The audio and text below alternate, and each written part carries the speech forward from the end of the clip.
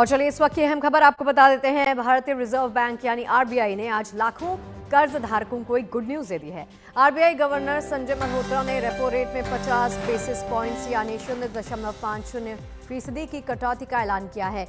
ये इस साल लगातार तीसरी बार किया गया है जब आरबीआई ने रेपो रेट घटाई है।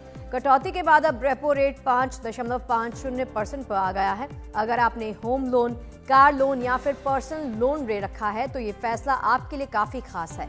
आरबीआई का ये फैसला सीधा आपके बजट के साथ जुड़ा हुआ है, क्योंकि इसके बाद बैंकों की ब्याज दरों में बदलाव भी हो सकता है, जिससे आपकी ईएमआई भी घट सकती है। अगर आपने फ्लोटिंग रेट पर लोन लिया है तो इस कटौती का असर कुछ ही हफ्तों में आपकी ईएमआई पर दिखाई देगा। तो वहीं फिक्स्ड रेट वाले लोन पर रेपो रेट में कटौती का असर नहीं दिखेगा।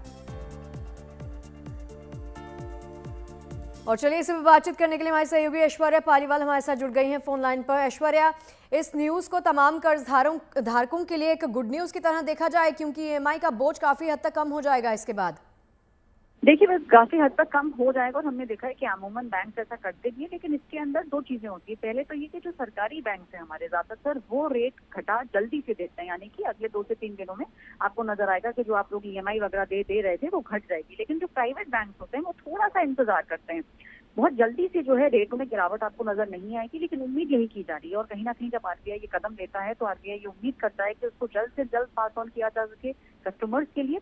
तो अगले 2 से 3 दिन के अंदर स्थिति एकदम स्पष्ट हो जाएगी। लेकिन हाँ, जो जिस तरीके का ईएमआई के अंदर जो आप लोग गिरावट देखेंगे वो 2 से 3 दिनों के अंदर आ जाएगी, चाहे वो होम लोन हो, कार लोन हो, पर्सनल लोन हो। उसके अंदर कहीं ना कहीं एक छोटा सा डिफरेंस नजर जरूर आएगा। तेजी में करने वाले बैंक जो है वो सरकारी बैंक होते हैं, प्राइवेट बैंक थोड़ा सा समय लेते हैं जो ब्याज दर है उसको गिराने।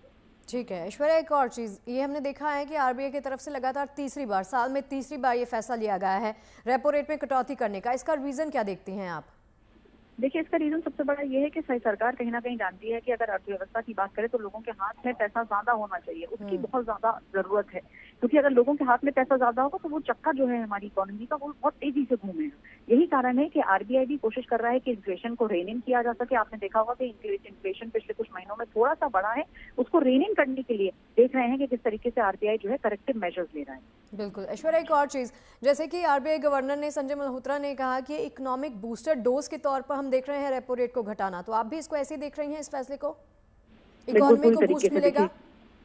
इकोनॉमी को बूस्ट इसलिए मिलेगा क्योंकि जब हमारे और आपके हाथ के अंदर ज्यादा पैसा होगा तो हमारी स्पेंडिंग कैपेसिटी बढ़ेगी, हम चीजों के अंदर खर्च ज्यादा करेंगे, हम एफडीज के अंदर पैसा लगाएंगे। तो जो इकोनॉमी का चक्का है वो तेजी से घूमता हुआ आपको नजर आएगा। और कहीं ना कहीं जब इकोनॉमी का चक्का घूमेगा तो उससे हिंदुस्तान की जो ओवरऑल इकोनॉमी है वो बढ़ेगी, जो जीडीपी है वो बढ़ेगा।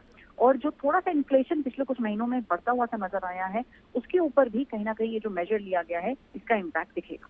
ठीक है, बहुत बहुत शुक्रिया।